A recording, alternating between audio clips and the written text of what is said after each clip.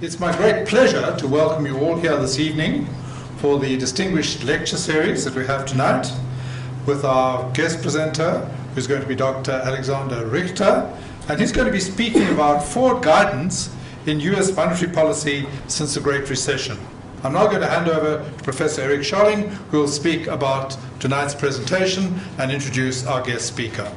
Eric, over to you. Tonight he's going to talk about forward guidance in monetary policy. That is a policy where the central bank announces the future path of monetary policy. So one of the things we're going to do tonight is also to assess whether such a policy is appropriate for South Africa. And we're going to assess whether in fact the SARB is doing something along the lines of forward guidance already. So it's my pleasure to introduce you to Alexander. Alexander. So as I said, I'm going to start by talking a little bit about the U.S. financial crisis. And so what I'm showing here is a picture of the U.S. housing price index, and it's shown from 1975 to the present. And what you can see clearly in the black line, that's the housing price index realization there. There's a steady increase in housing prices, and it's fairly constant. So what I've done is I've taken this constant trend that you can see here, and I've just said, okay, suppose that trend continued. Okay? And so what this does is it isolates what is clearly a bubble in the housing market here. Okay? Now, I call it a bubble, but actually there are some reasons to think that this is fundamental. At this point, the U.S. Federal Reserve had lowered, right around 2000, they had lowered the federal funds rate, that policy rate. And they'd done so, which is going to increase demand in U.S. housing.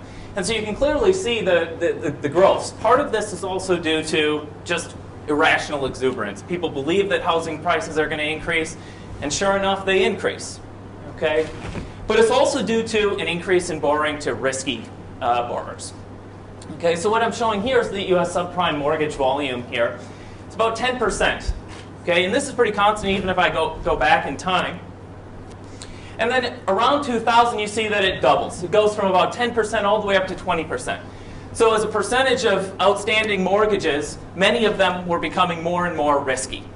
So the problem is, when housing prices fell, many borrowers defaulted. Now, many economists missed the defaults. Okay, so many economists missed that this was going to be a big problem in the economy. But there were also people saying, wait, look, they're staring at this picture at the beginning, they're saying, wait, we're starting to have a problem. Okay? But what people didn't think was that this was going to spread to the rest of the economy. What was so surprising is that this wasn't contained in the banking sector. There was an increase in bundling of securities called securitization. Right? So what they did was they said, okay, well, let's take these mortgages that are being issued by all these small banks and let's create one big asset. That big asset is called a mortgage-backed security, or an MBS. Okay? And then they took this further. They said, okay, well, let's take this asset called a mortgage-backed security and let's combine it into an even larger asset called the credit default obligation. This is a bundle of mortgage-backed securities. So you can immediately see that we're increasing the complexity of the assets. Well, as long as there isn't default, that's not a problem. As long as people's mortgages are in good shape, no problem. The problem is they eventually weren't in good shape because of this increased lending to risky borrowers. So ultimately, once the financial system becomes paralyzed, we get an increase in interest rates across the board, consumer confidence falls, GDP falls, unemployment rises. Okay, so just to show you the structural break that occurred, here's consumer confidence. You see it hovering around to 100, sharp drop.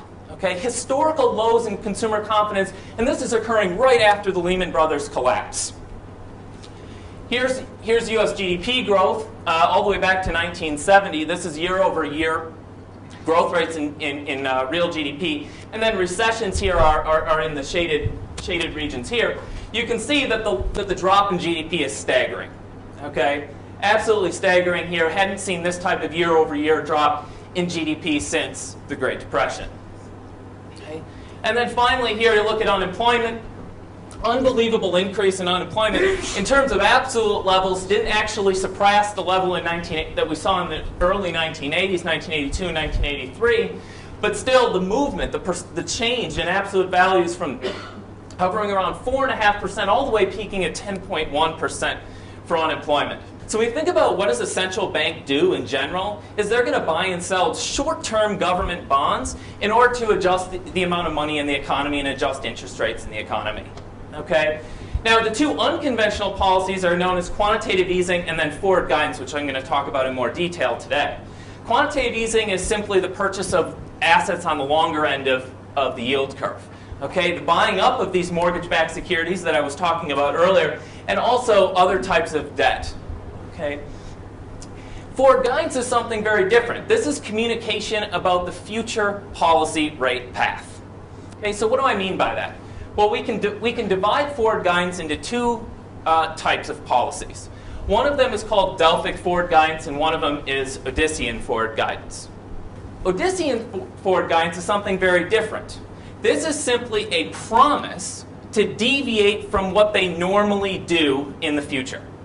So if they come out and they say, okay, the economy is going to, they show that the economy is going to improve in the future. And then they come and say, nope, we're going to keep the interest rate low in the future.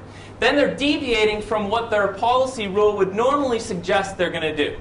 This is an example here of Delphic forward guidance. Okay? They're projecting that the economy is weak and responding with promising to keep the interest rate low for a longer period of time.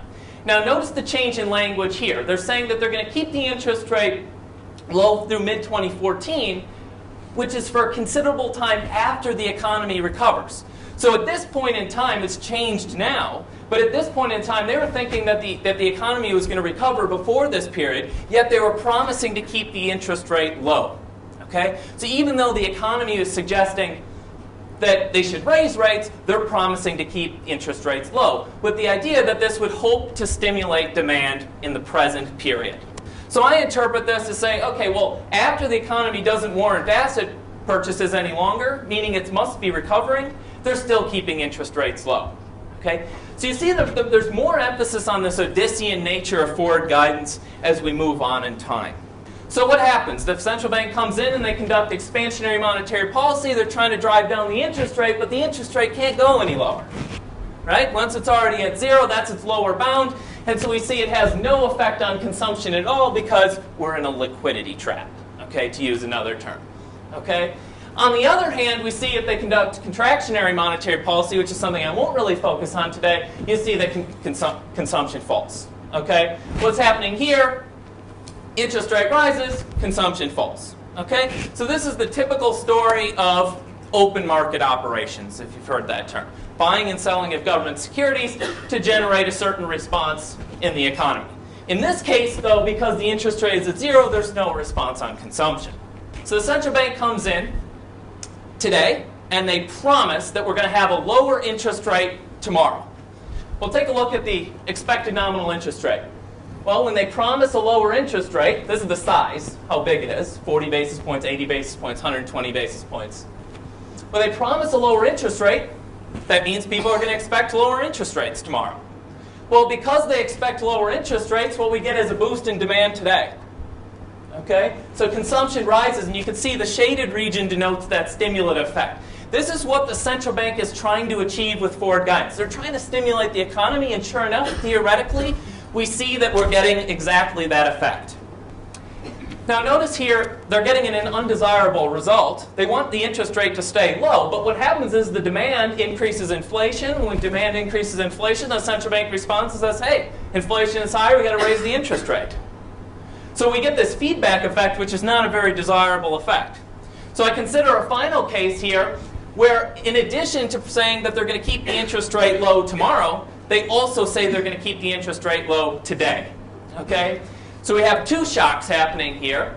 So we get still this reduction in the expected nominal interest rate, because they're still promising the low interest rate tomorrow. We get the boost in consumption, but now because they're promising to keep interest rates at zero today, notice this red line hovers on the zero axis here. Okay? So we eliminate that feedback effect that I was showing, and we get here the true effect of forward guidance. Okay? So this is like 80% of the ideas that I'm trying to communicate in this talk. Okay? That they're promising to deviate from what they normally do, and by promising to do that, lowers people's expectations of the interest rate and stimulates demand. That's the basic idea of forward guidance. Okay, so just another way of seeing this. Sometimes we like to present pictures in terms of what we call impulse responses. Okay, so there's one change in monetary policy. Say they come in and they announce they're going to reduce interest rates by 50 basis points. Okay, so they're going to reduce interest rates by 50 basis points and there's no forward guidance. Well, they come in and they say they're going to reduce interest rates. It has no effect on consumption. Reason being, interest rates are already zero. Interest rates don't change, so people's behavior doesn't change. Now they introduce 1 quarter of forward guidance, and we get the exact same effect that I've been trying to show. Okay? It reduces the expected nominal interest rate, and that reduction in the nominal interest rate boosts demand, feeds back into higher inflation, and then the central bank responds to that higher inflation with a higher nominal interest rate. And then finally, the case that I was showing again at the beginning, they provide a shock not only about news about tomorrow, but they also say something about today. Eliminates that feedback effect. You see the same change in demand. So for example, if they promise not just to keep interest rates low for 1 quarter, but 4 quarters, 8 quarters, 10 quarters, what is the stimulative effect in that case? Well, here's the stimulative effect that I've been showing you on the last picture. That's the red line right here. Okay, and I move on to 4 quarters, 8 quarters, and then all the way out to 10 quarters. What you can see is it spreads the increase in demand across the entire forward guidance horizon, and we get reductions in expected nominal interest rates. So the policy is achieving here its goal. It's stimulating demand over an extended period of time. Not a huge increase, but definitely enough that it would show up in data. So what are the basic takeaways? I'm about to wrap up here. Okay. Well, first, we saw away from the zero lower bound, forward guidance is less stimulative than conventional open market operations. I.e., there's no reason to use this type of unconventional monetary policy when conventional monetary policy is more effective. That is, away from the zero lower bound. But when interest rates are at zero, forward guidance is going to be stimulative, but only if people expect that the economy is going to recover. As long as people expect the economy is going to recover, particularly if they expect it's going to recover quickly, then forward guidance is going to be stimulative. Okay? So this leads to 2 basic challenges for policymakers. Okay? First and foremost, the policy is likely to make people think that the economy is not doing as well. If you're coming out and you're saying, okay, I'm going to keep interest rates for low for 2 years, 3 years, 4 years, whatever it may be, people are likely to say, hey, wait a minute, that must mean that the economy is not doing very well, and anytime that happens, the policy is not likely to have a very big effect at all. And this is a very big problem for forward guidance in general. But second is just a more fundamental problem. There's a time inconsistency problem. So just because today it might be optimal for the Fed to come out, or any central bank for that matter, to come out and say, yeah, we want to promise low interest rates. In the future, if inflation rises, output falls, it won't be optimal anymore. And so there's always this incentive for the central bank to renege on what they originally promised. And this is a fundamental problem known as a time inconsistency problem. Okay, so what I wanted to do at the end is I just wanted to relate this back to some of the policies that have gone into effect by the South African Central Bank. The actual shape of the policy rate here is very strikingly similar. You have this sharp reduction in interest rates and then a response here in 2006, and then the crisis hits and they sharply lower rates. And for the most part, rates have been this low ever since the crisis started. And in April 2010, he was appointed the Jelle Zijlstra Chair in International Finance at the Wits Business School. Let's welcome Professor Schaling.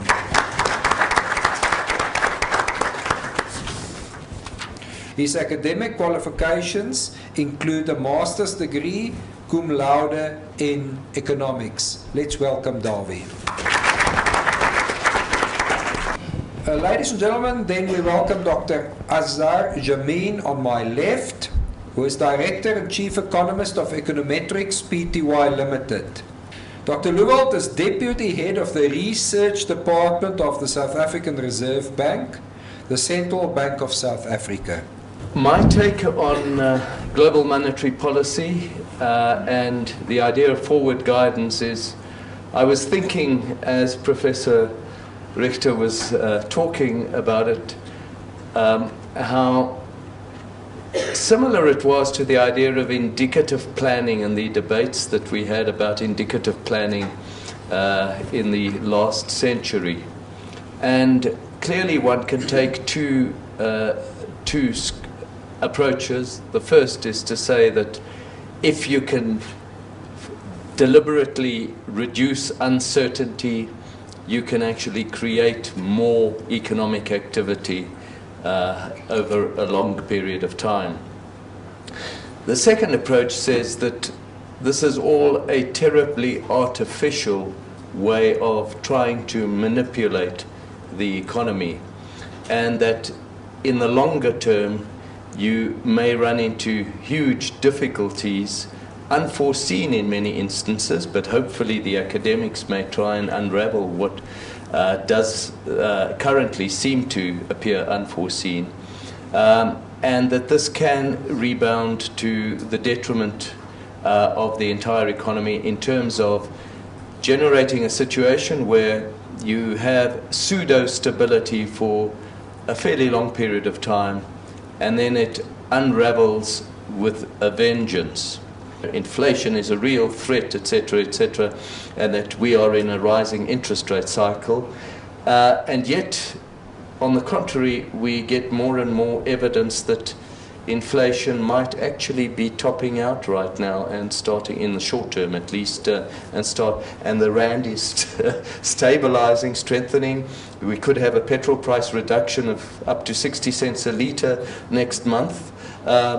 And it's going to be very difficult for the Reserve Bank to keep sustaining its argument for raising interest rates in this environment. And yet that it has built that expectation now. So it's in a bit of a catch-22 situation, which I find quite uneasy. We got retail sales figures today, which were exceptionally weak. How is the bank going to be able to justify continuously this argument about rising inflation and we're in a rising interest rate cycle if we end up having even lower economic growth than we previously anticipated, and also lower inflation than we previously anticipated? There is this interaction with the US, and I have argued this with the Reserve Bank that I feel forward guidance on the part of our own Reserve Bank is really a bit of a misnomer, because so much of the environment is dominated by global factors and especially US interest rates, and for us independently to start embarking upon forward guidance could run us into significant difficulties. I think for South Africa's perspective, you have to start from the proposition that we're a small open economy, and that engenders a certain set of constraints on policy, ways of looking at policy, and policy frameworks which we operate within. Our low growth experience of the last few years really isn't a liquidity trap issue.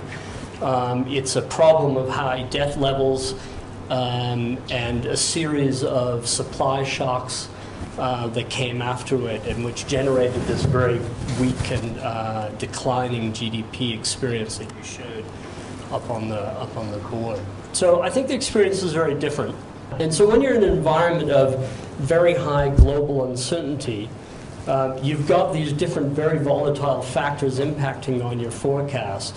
And I think the upshot is essentially that the environment that we're trying to speak to is actually much more uncertain than, say, in a large closed economy like the US. And so we cannot count on a very stable CPI, and we have to talk about things in quite a different way. And the punchline there is that forward guidance in this kind of environment is really not likely to work terribly well. And I think the MPC over some years has tried to express a kind of view that they are reluctant to go into forward guidance for precisely these kinds of reasons. And the reason why we have these things today, I believe, is because academics believe that central banks and monetary policy should be more transparent. Because if monetary policy is more transparent, then all sort of good things will happen. We're going to tell the rest of the world, or we're going to tell people in the country that we're going to keep interest rates very low for a very long time. In fact, we can give even a date. We'll keep it for the next 2 years at a certain level because we want to get people to borrow money. And we're not going to hurt you. You can borrow money, we're not going to increase interest rates. I want to ask the question if that is the right thing to do. I'm not so sure it's necessarily the right thing to do. Because the moment uncertainty is not a bad thing necessarily. Too much transparency could be a bad thing, because if there's too much transparency in anything, it means people are getting complacent. They know that they can do whatever they want to, because we know Big Brother is going to bail us out. And it's just happened. Big Brother just bailed out African Bank. And Big Brother, we all know, will bail out whatever bank is going to come next. And so there's one variable that we can forget as business people, and that is that we're not going to get hurt in financial markets, because central banks will always bail us out. And this is actually, you can actually see proof of this by looking at different volatility indices globally, and especially in the United States, and that is a flat liner. It means people are not scared. If you should get in a situation where we are, like for example in Japan, just to give one or two numbers, in the case of the United States, their debt levels are approximately 120% of their GDP. If you lend money to Barack Obama, he's going to pay you about 2.3% interest for the next 10 years. The Japanese debt levels are standing at 250% of GDP, and their 10-year bond yield is currently at 0.6%. So they have been exceptionally successful in their forward guidance, and their economic growth prospects is certainly not that good. So my interpretation of this is that at present, the level of the repo rate is still abnormal in the sense that we have a negative real interest rate. Namely, we have a repo rate at 5.75, inflation sitting at 6.6, so we have a negative real rate sitting at minus 0.85%. So continuation then suggests further rate hikes until we have reached a positive ex-ante real interest rate. So based on that presentation, I would say that we do have Delphic forward guidance. Why? Because the SARB forecast of its own policy is that rates are going to go up, for sure. Then there's also addition guidance, as the SARB is committing to deviate from its abnormal policy rule, mainly having negative real rates, at some point in the future, when the real policy rate is expected to rise above zero. So the only thing is that we don't know when this is going to happen. So they commit to positive real rates, but we don't know when, and that's unlike Fed policy. You know, certainly there's a demand side effect to raising rates. Raising rates is going to lower demand. There's no doubt about it. It's going to lower investment. It's going to could have a negative effect on the economy.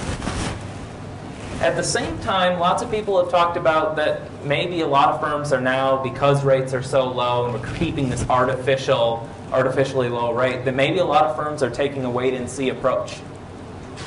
In some sense, they're saying, well, we just don't know what's going to happen. We don't know what's going to happen with the unraveling. We don't know exactly when rates are going to rise. There's actually, despite all the forward guidance and all the information that's being put out, there's actually a lot of uncertainty, and several of the panelists alluded to that.